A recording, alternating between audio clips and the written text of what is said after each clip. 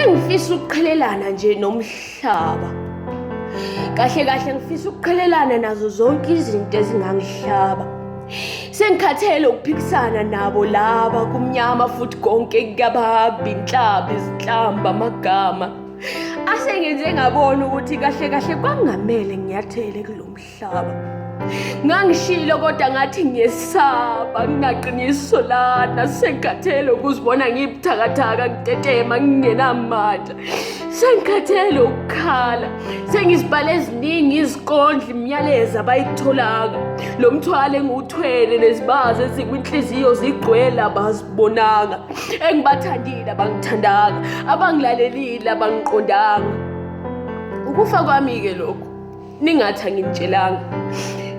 Lokhu kuhlanya kwami ningathi anikubonanga. Lokhu kufa kwabelungu ningathi akungihlephulanga. Kumnyama kunakukhanya. Bengifisa uthando nenjabulo nje cha.